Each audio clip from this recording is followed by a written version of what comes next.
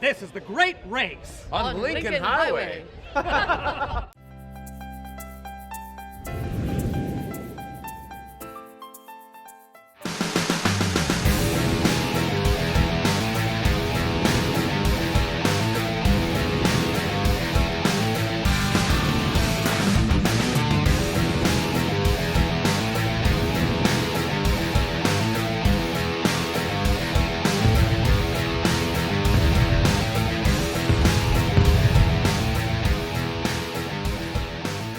Hey everyone, I'm your man Dennis Pitzenbarger. We're here at the 2016 Hemmings Motor News Great Race presented by Hagerty in beautiful San Rafael, California. Now it's been a couple intense days of both prep and getting ready for the race. Each and every day has been something new for all of us to overcome. Broken cars, broken parts, and getting ready for the rally school. Now we're going to take a look at that. So many great cars and so many great people. Let's take a peek. The world has converged on San Rafael, California. At least the world of great racers are concerned. We're here, we're doing tech inspection, they're stickering up the cars, folks are registering. You're approved. We will break it again. You can go break it now. Don't sign your tag for me. All right. First aid kit, that's the total, it's in plastic. That's what that is? That's what that is. It looks like dental floss. I beg your pardon. 2,500-pound tow rope. We're excited about our rally that starts in San Rafael, California, and we go all the way to Moline, Illinois, across the Lincoln Highway. Check it out, it's going to be a great time. We'll see you there. It's a 1918 American with France Speedster. It's a four-cylinder, 9.5 liter, what's called a T-head. So it has valves on each side of it, and it's just a stinky, greasy, smoky, torquey beast. But it wasn't all work. Each team had the opportunity to take a memorable picture with their car in front of the Golden Gate Bridge.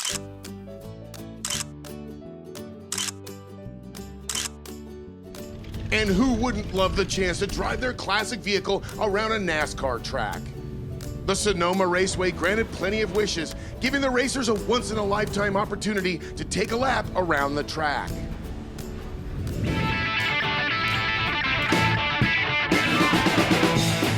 The evening ended with a sightseeing dinner tour around the San Francisco Bay that offered great views of the Golden Gate Bridge, Angels Island, Alcatraz, and the San Francisco skyline. Now, we spent the last couple days getting ready for the Great American Race, but before we get that going, I don't even have my shirts yet, but we've got to take care of the Hagerty Trophy Dash. Some of the cars are coming in right now. Let's take a peek. The Hagerty Trophy Run is a short 4-hour version of what the racers will experience each of the 9 days during the rally. Going north into wine country, the racers explore the back roads of Napa and Sonoma on a bumpy and challenging course. They were treated to stunning views of Northern California landscape and even rolled into some open cattle range that affected some of the racers as multiple cows blocked the roadway. The Hagerty Trophy Run also gives the racers an opportunity to calibrate their speedometers and make sure vehicles are mechanically ready for the entirety of the rally. Got more timing devices than I feel like I'm in London. So that wonderful first road we were on, when we were concerned about the cow grates out there, well, the cow grates were the smoothest part of the road. One of the torsion bars broke off. I couldn't keep up to speed because the faster I went, the more it shook. We don't have a whole lot of suspension to begin with, so that's okay, though. We're going to get it fixed right now, and we're back at it tomorrow. The overall winner of the Hagerty Trophy Run was G.R. Pike and Bobby Hadsky, driving the 1916 Hudson Indy Racer. In San Rafael this morning, the weather is absolutely gorgeous. Now, weather is a factor, endurance of the cars is a factor, endurance of the great racers is a factor. And one thing that we see when we go from west to east, if we get a storm, it follows us the whole way. You never know about great race. We'll see. Follow along. Here we go.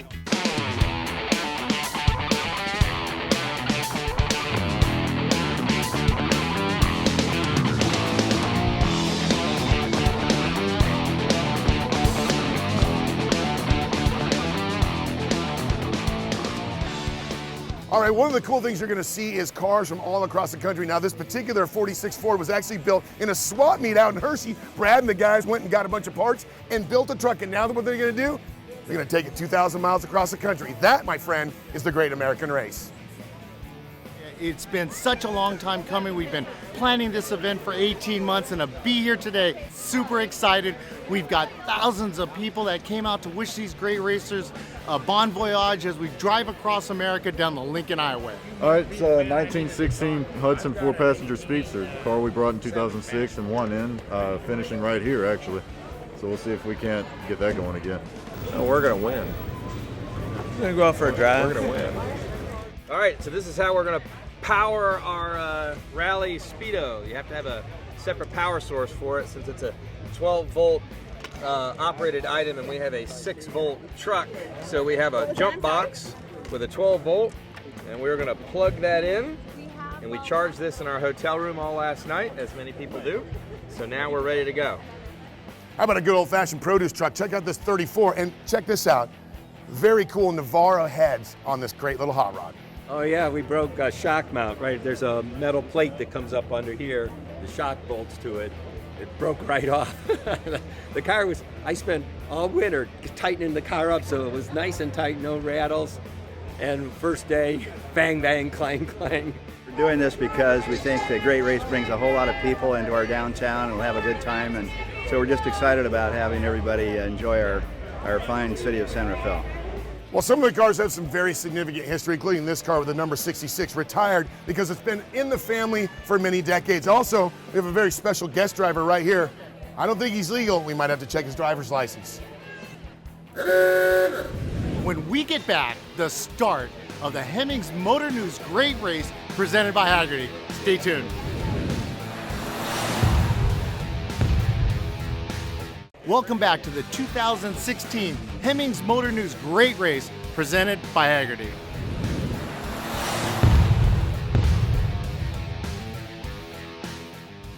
Day one and the start of the 2016 Hemmings Motor News Great Race presented by Hagerty was over the top with thousands of spectators who are eager to see the cars blast off from the starting line on their way to one of the greatest adventures they will experience in their lifetime.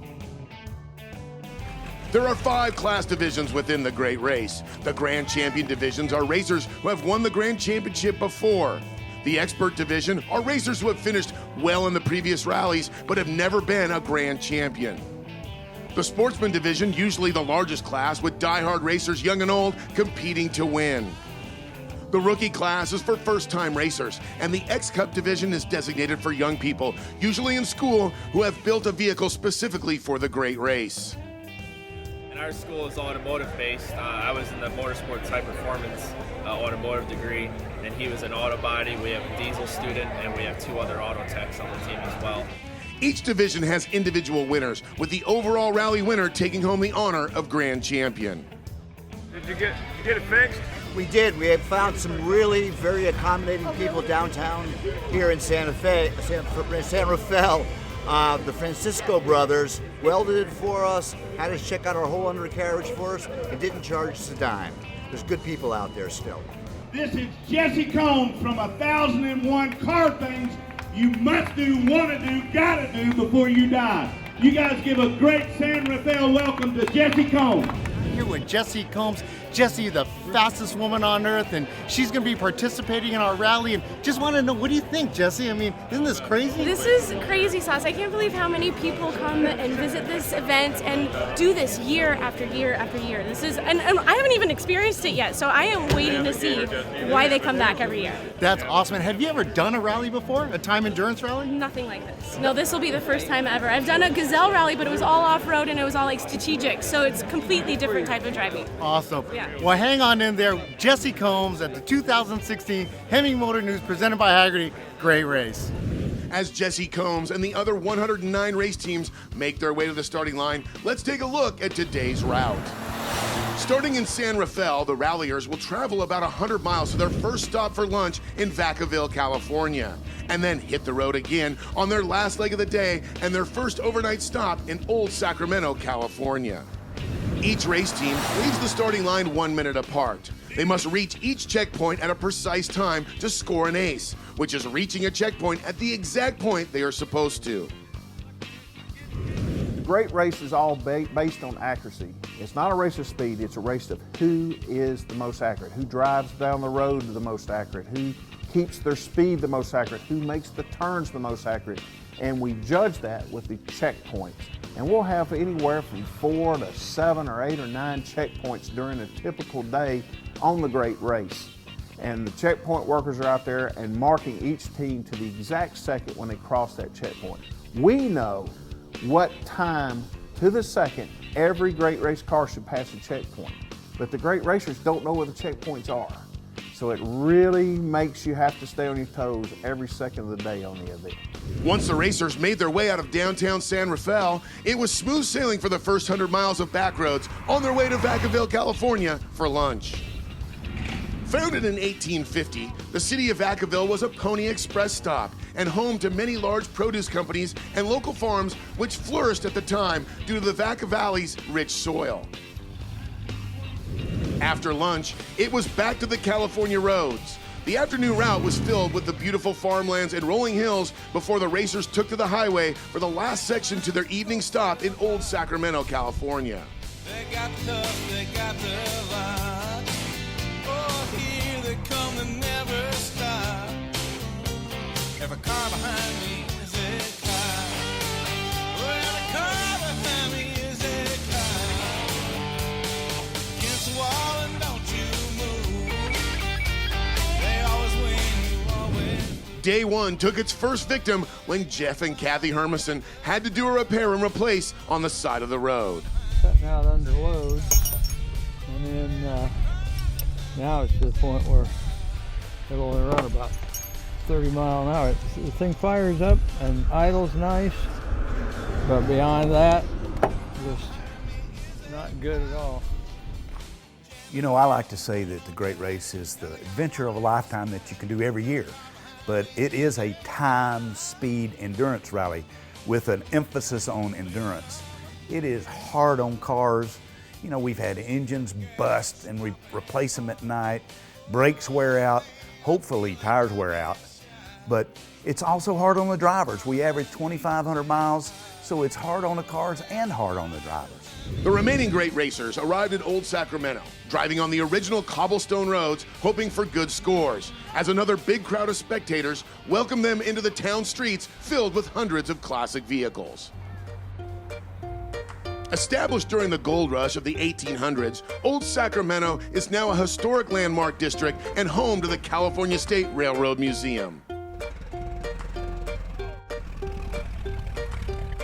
Wonderful morning, good crowd, the flag dropped and we wailed on it. And then we realized we had to do our speedometer cal, which turned out perfect. The course was very challenging, it was hot, it was bouncy, it was fast, and it was slow. And at the end of the day, we had a good run, so we're happy. We have stickers. We have stickers. We got our first days today, so we're very excited. We're going to stick those on the car. Well, for our first day, we got one stage. It was pretty good. One wasn't bad. The rest of them were bad, but one wasn't bad. Yeah. One was like within 6 seconds, so that was pretty good. For us, that's great. 28 seconds. The other ones were like a minute and a half, so it was a long day, but it was a good day. We lost our fan a couple of towns back. It just sort of disintegrated on us, and so if we're moving too slow, it starts running a little hot. So we're going to stick an electric fan in it tonight. Leading day one with a time of 3 seconds over a perfect score is Gary and Jean Ann Martin of Team Coker Tire in their 1964 Chevrolet Nova. Well, we had some traffic in front of us, and we had a lot of traffic in front of us, and we got frustrated, and we were trying to figure out what we were doing then, and then one time my stopwatch wasn't working, so we just had all these things, and we were hoping that we didn't have any legs over 10. I mean, we would have been happy with a 10 on each leg, and we came in and we're totally surprised. So it's better to be lucky than good, trust me. We definitely want to thank one of our sponsors, Hagerty Classic Car Insurance. We'll be back right after this. All right, well, who doesn't love the gentleman's pickup truck? This beautiful 1970 big block automatic car actually has a factory bucket seat option. I was talking to the owner. He already had a little accident, took off some chrome, but he got it fixed and back on the road.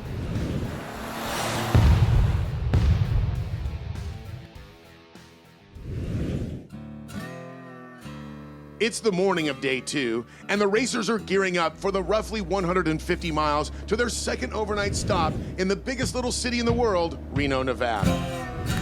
Before they head out for the day, some make minor repairs and adjustments to their classic vehicles. Day before yesterday with a half-inch wrench and tightened up about 80% of the bolts I could get to. They were all loose about a half turn, so we got to cinch them back up. We don't want to lose the beds and the fenders and stuff in the middle of the turn. So. What all you got hidden under there? Tools, parts, underwear. It takes 2 people to make a great race team. You've got a driver and you've got a navigator. And then you throw the car in, because the car has to be perfect too, to make that team. And it takes both the driver and the navigator working together to get a good score, to have a great day on the event. Our routes on Great Race are mostly on the back roads. Sometimes we do get on the freeways, but we like to focus on the back roads because that's where the real people of America are, and that's where the beauty is. We just see the most beautiful scenery. God made this country, and it is a wonderful place, and you get to see it on the Great Race. And the route from Old Sacramento to their lunch stop in Gardnerville, Nevada did not disappoint.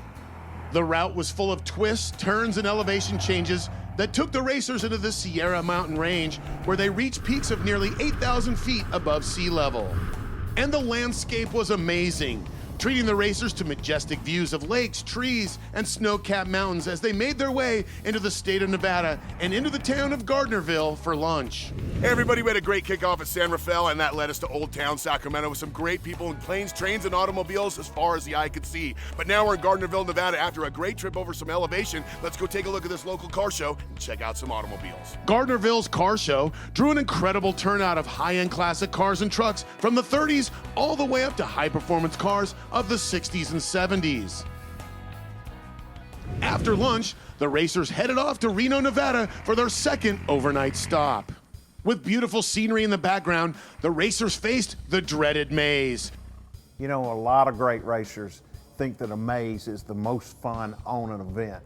And a maze is where we'll take the cars into a neighborhood and start winding them around. So you actually have cars coming back at each other, or a car in front of you will turn left and you turn right.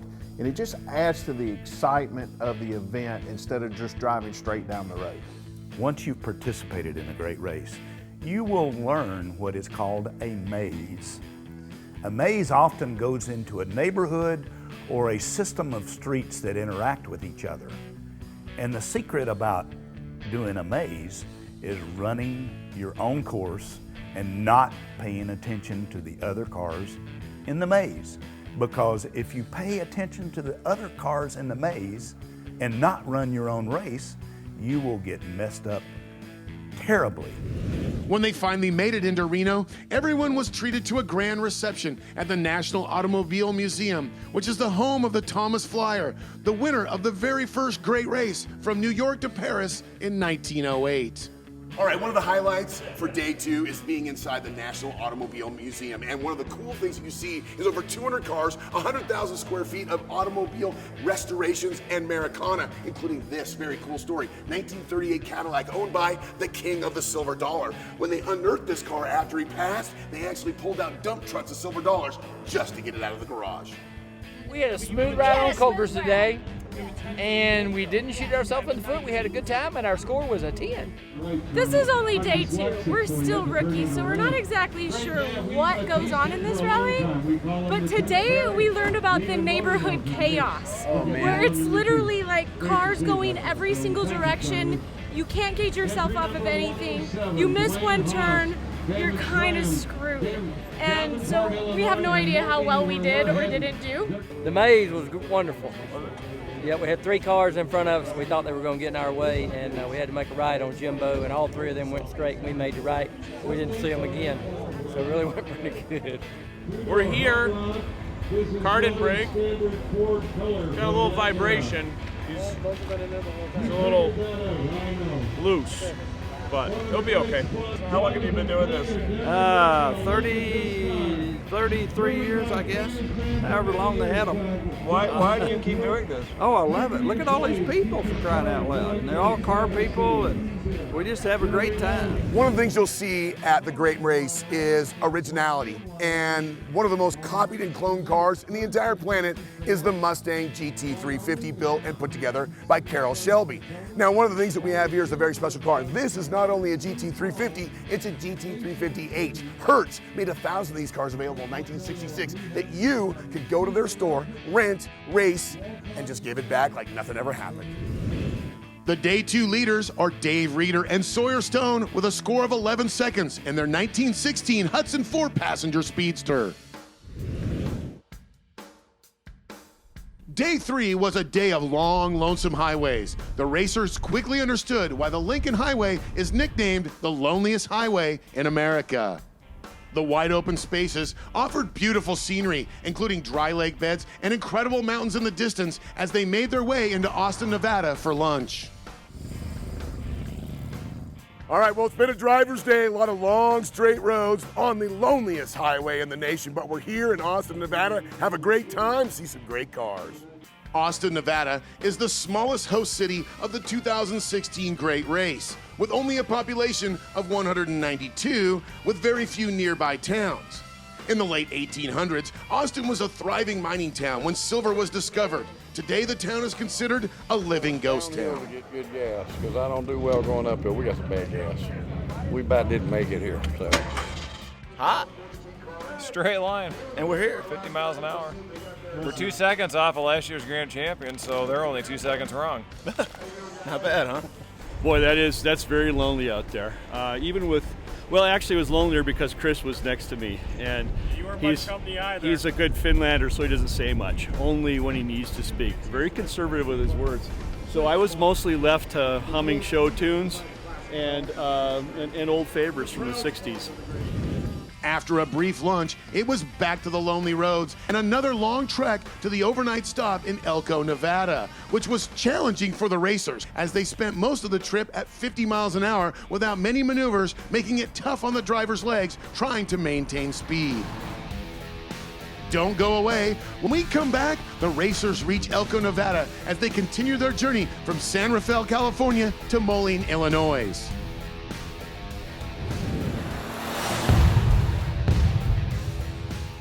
It's been such a challenge, especially to these older cars. Here's a 1916 Hudson, now over 100 years old, and has been making these elevation changes, going around these corners. Such a challenge across the country, but they're gonna get it done.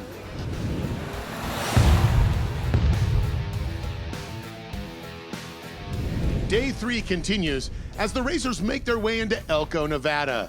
As they file in, we'll take a look at some of the magnificent classic vehicles that are participating in this year's Hemmings Motor News Great Race, presented by Hagerty. When you're walking through the parking lot of the Great Race, one of the things you're going to see is automotive engineering from back in the day. Opportunities for guys to make things so much different, including this. Already a special car in 1931 Auburn, but these headlights right here, these driving lights, made by Pilot Ray, actually turn with the steering wheel. If you can believe that, that's how they saw around corners. I don't know why they don't do it today. One of the things that I keep talking about is the Great Race and its diversity of automobiles. You got a 41 Ford truck with a little 289, you got a straight 6 Hudson, and of course, a beautiful XKE convertible Jaguar, and they're just crazy enough to keep running those Strombergs. When you talk about big motors, usually you have things like big block Chevrolet, big block Ford in your head, 454 cubic inches, 460 cubic inches, all the way to 700 or 800 in an all aluminum deck block. But back in this day, this is actually a 5.5-inch 4x6-inch stroke, 580 cubic inches, 9.5 liter, 4-cylinder. All right, now there's big cars and then there's really big cars. This 65 Eldorado has an undetermined amount of bodies in the trunk. The owner won't tell us how many. Day 3's leaders are Robert and Alex Dingas with a score of 7 seconds in their 1928 Model A Ford 2-door sedan. The morning of Day 4, the racers took off from Elko, Nevada and headed further east towards Evanston, Wyoming for their overnight stop. That meant Day 4's segment would travel all the way through the state of Utah. And Utah handed the racers one of the most challenging days of the rally so far. After a short stint on the highway, the rally master issued another maze challenge through a small neighborhood where the instructions held no mercy. The classic vehicles rolled through the small town and turned on nearly every street along the way, causing a wild scene as racers took multiple left and right turns until they eventually made their way out of town and onto Wendover, Utah for lunch. And then it was back on the highway for a long stretch of road, which took the racers into the Bonneville Salt Flats, where they took plenty of pictures of the memorable event. We made it to Bonneville, and this car will return. Quote me on that. Motor car racing has taken place at the Salt Flats since 1914 in an area known as the Bonneville Speedway. Multiple land speed records have been broken there over the last 100 years. Unfortunately, water covered the salt, which made it impossible for the racers to test out their vehicles on the speedway. The afternoon route was full of multiple elevation changes, and along with the high temperatures, a lot of the racers faced mechanical issues. The Wandering Troubadours of Finland team had to change a tire on a narrow shoulder, and despite passing traffic, they were able to do so and get back on the road headed for Evanston, Wyoming. All right, well, it's been a long day traveling all the way through Utah and the Bonneville Salt Flats, but we've landed here in Evanston, Wyoming, a great slice of Americana. Actually, this is where my family is from, is up in Gillette, so it's a great place to enjoy the great race. But day 4 did take its toll, as multiple racers spent the evening in Evanston doing repairs. Well, this is part of the great race, and it's called repairs. Not everybody always makes it to every checkpoint. Not everybody makes it to every single stop. But when you do break down, lucky enough, there is car guys all across this great nation, including these two guys right here from Chad's Automotive right here in Wyoming. Now, they've already pulled the clutch out and replaced on this little 32, and we're off to the next repair. But when you take cars that, as self-described, a locomotive with tires on it out on the road for 2,000 plus miles, things break, Jerome, take us through what happened today and what are we up against? Only 3 things broke today. We lost compression because we blew out a couple of valve caps, and then we blew out a tire, and then we overheated. So it was an exciting day. It was my temper too. And he spoke sharply to me in the microphone. Day 4 leaders are G.R. Pike and Bobby Hatsky with a score of 6 seconds in their 1916 Hudson Indy Racer. It's day 5 and the race is down to 105 teams. And the rally didn't get any easier with an elevation climb to more than 10,000 feet above sea level. Higher altitudes can be tricky on a classic vehicle. The thinner air greatly affects fuel-air mixture and did impact a few of the racers, but they were able to overcome the challenges as it didn't take long to start back down the hill headed towards Rawlins, Wyoming for lunch. There was a surprise when they reached the top. Snow covered the ground even though the temps at the top of the mountain were in the 70s. And considering it was in the middle of June, it was certainly a sight to see. After lunch, the racers headed from Rawlins to Cheyenne, Wyoming, and the city of Cheyenne pulled out all the stops for the great racers. Thousands of people came out to see the classic vehicles as they lined the streets around the Cheyenne Depot Museum. Oh boy, I don't have much of a voice left, but another great day on the great race. We are here in Cheyenne, Wyoming. Beautiful crowd, one of the best crowds we've had so far, and it just keeps getting better. Now, some of the cars did have to drop off, and I always got my hecklers behind me, but it's been a great time. Just keep going along with us. We're at the great race. Hey, wait a minute. I'm in charge. I get to talk first. Look, this is Jame-O-Matic, and he is automatic now because he knows how to do an ace. Look here. He is my favorite new best hero because he dresses just marvelously every day. Today he's wearing a black hat like me, so he's part of the black hat team. But all I have to say is he's the best Toyota driver I've ever seen ever because he aced it. Well, considering Corky's only ever seen one Toyota driver, I'm top of that list already, but we're really proud to have an ace on this car today. Wyoming is prettier than Vermont. I said it there. It's all ones except 1 and a 3, not a single ace. All ones. I was a half second off at each checkpoint. 10,845 feet in 3rd gear with this car right to the top of the hill. No problem. It was a happy car. Day 5's leaders are Dan and Brad Eppel with a score of 6 seconds in their 1934 Ford York bodied pickup. All you got to do is fix it, you can have it. It was an ugly day. How ugly was it? Well, we went from the penthouse yesterday to the outhouse today. So, and that's the way the great race works. But we're here. We didn't come in on the trailer, so all in all, it's a good day.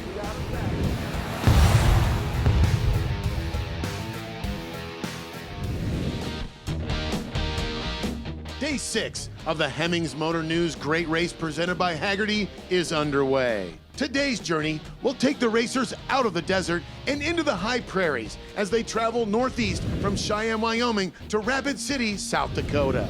And the scenery was amazing. The rally went through several national parks, including the Mount Rushmore National Memorial. But first, the rally stopped in Lusk, Wyoming for lunch.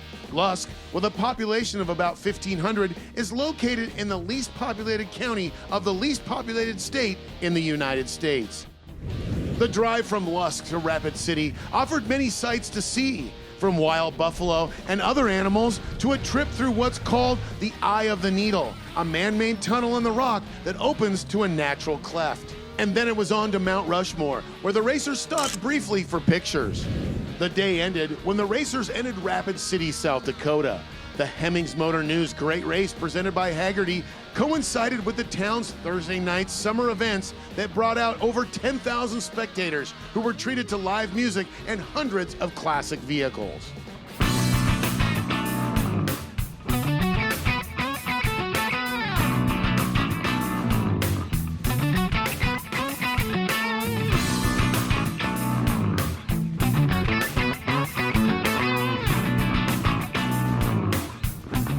A lot better. We finally got our act together. It's been eluding us. I just don't know what we're doing, but today it worked, so we feel a lot better. Just sailed right through like there wasn't anything to it. Got to go to Mount Rushmore, most beautiful spot in the world you ever saw. We're out the leg where all the construction was, I think. Everybody got jumbled up pretty bad, so we had like 15-minute time delay. Day 6's leaders are Luis and Jim Feeney with a score of 6 seconds in their 1936 Ford Deluxe police car.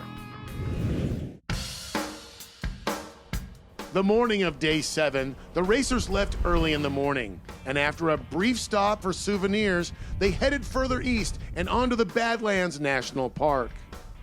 The winds in the park were strong, which made it hard for the racers to maintain a steady speed. But they eventually made it onto Main Street in Chamberlain, South Dakota for lunch. Chamberlain, South Dakota tied Gardnerville, Nevada for the best lunch stop of 2016. What was the scenery like today? Beautiful, absolutely gorgeous. I didn't get to see anything but the Speedo, unfortunately.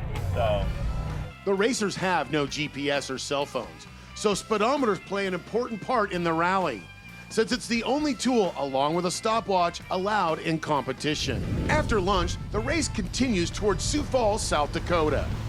The racers made a quick stop in Murdo to check out the Pioneer Auto Show, an incredible car collection and museum that spans 40 buildings. Hi guys, we're at Murdo, South Dakota, and I'm with my bestest friend Dave Geisler of PioneerAuto.com, by the way, autoshow.com. How many cars? Well, 400 of them. About 400 cars, and they've got bikes. And you know, I have to say that my good friend Mikey Wolf probably is jealous because every time he comes here to Dave Geisler's place, he ends up buying something. The last time he was here, he bought a cycle car. He beat him out of it, and I think you won the toss. How many times out of? Beat him 7 times in a row. 7 times in a row, Mike. Sorry. And then it was back on the road to Sioux Falls and day 7's overnight stop. Sioux Falls, South Dakota, 2016 Hemmings Motor News Great Race presented by Hagerty, and we're going down this road. We got one more full day and a half a day going into Moline, Illinois, and we're going to find out who the ultimate winner is of this wonderful great race. Gentlemen, how we doing? I don't know. How are you doing? Oh, pretty good. Had a good day. Tell me about it. Yeah, we had a highest time was 4 seconds, so not too bad. So if that gets thrown out, we had a good day going. Well, we had a 1-1-1 ace and a 5. Well, it went good. It was a tough day though. Oil pressure, clutch, farm equipment, campers, but we made it to Sioux Falls. Pretty decent day today. Wasn't for the navigator, we would have had a good one. No, we had a pretty decent day. He fired me, made me drive.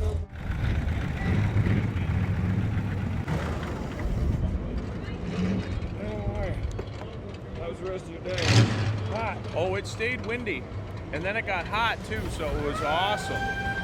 Day 7's leaders are once again Louise and Jim Feeney with a score of 3 seconds in their 1936 Ford Deluxe police car. Coming up are days 8 and 9, the championship run days. No legs can be thrown out, and a winner will be crowned grand champion, so stay tuned. All right, we're here in the beautiful state of Iowa in Mason City, and it's come down to championship days. The next 48 hours will prove who's going to be the champion on the great race. Now, you might see a little gameplay, you might even see some play with the clock, but it's all going to count down to Moline, Illinois.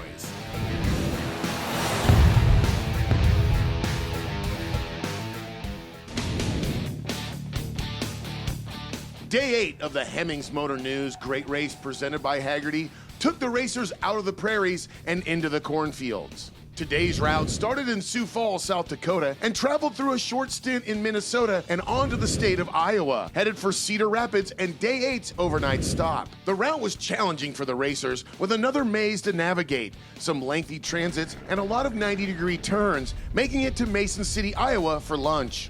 Mason City is best known for its musical heritage and the famous musical The Music Man, which was a successful Broadway play and then a popular film.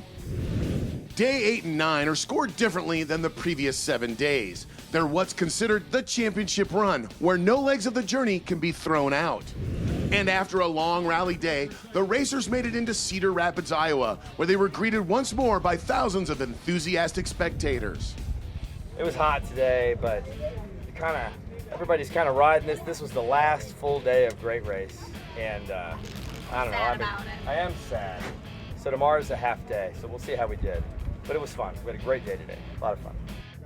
Well, we got 3 1s, 2 aces, and then a 5, 9, and a 6. Don't know about those big ones, so we'll see how that turns out for today. We're getting a little hot today, so we'll get the car going. Hopefully make it the last couple hours tomorrow. Need a fan. Well, we got 1 ace and 4 1s, a 3 and a 5. So we were chasing the aces, but we were from one side to the other of it. Pretty good day. It was long. 8 checkpoints. 8. That's 8. And it was H-E-L-L. Okay. It was a tough day. Did last night's repairs work? No, I got mad and just put it back together and said I was going to run it like it was. She's going to kill me. I don't want to go see my wife right now. You want to bring this over there? On the last one. You think it might come with you? She won't kill you on camera? She's going to kill me. Yeah, you want to come down? Come on. Come on down. We'll hand her the score. You got a 1, a 4, a 1, an 8, a 13, a 4, an 18, and then I screwed up and we got a 119. So total 169. That's not bad. Hey, you go out there, you do the best you can do. So here, hit me. It's on I'm film. not hitting them. Day 8's leaders are Howard and Doug Sharp, the overall winners and grand champions of last year's rally, with a score of 12 seconds in their 1916 Hudson Hill Climber. Day 9, and it's the last leg of the journey from San Rafael, California to Moline, Illinois. The racers have traveled almost 2,000 miles and have seen much of America's beautiful sights and landscapes. From the deserts, mountains, and prairies of the West to the farmlands of the Midwest and the challenging courses in between. The racers are finishing up the great race, tired and excited to have lived such an adventure.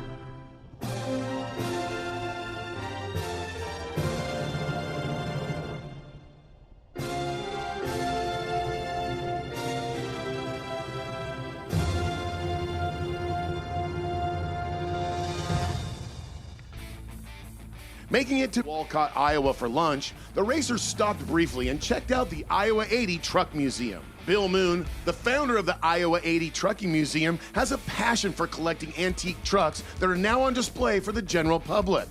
Oh, championship day is unbelievable. You know, there's less than 2.5 seconds separating the lead team and the second place team, so this is really starting to heat up. Gene Ann and Gary Martin have led a lot of this event, but right on their tail right now, Dave Reeder, Sawyer Stone, 2.5 seconds behind. Being locked in a dead heat, the team of G.R. Pike and Bobby Hatsky and the team of Dave Reeder and Sawyer Stone make the final leg of the journey with ambitions of first place and the title of Grand Champion.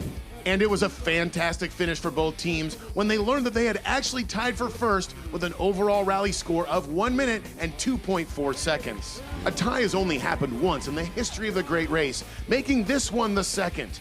The tiebreaker goes to the one who has the oldest car. However, both teams were driving 1916 Hudsons. That instituted a second tiebreaker, and we have to go back to the very beginning of the race for that.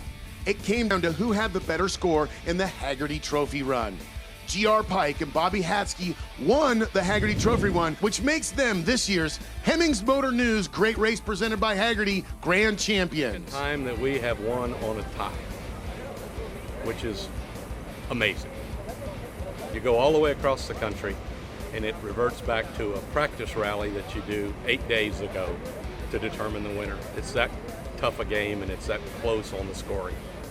As they celebrate their victory, let's take a look at each of the divisional winners. Gary and Gene Ann Martin wins the Expert Division for Team Coker Tire in their 1964 Chevy Nova. Brian and Ian Deering win the Sportsman Division in their 1935 Ford Coupe. Eric Frankenberger and Aaron Reed wins the Rookie Division in their 1941 Ford pickup truck. And Ponca City Wildcats crew win in the X-Cup Division for the second year in a row with their 1956 Buick Century. We hope you've enjoyed this year's Lincoln Highway Hemmings Motor News Great Race presented by Hagerty. Be on the lookout for next year's rally, going north from Jacksonville, Florida to Traverse City, Michigan, traveling on the Dixie Highway. Check out greatrace.com for more details.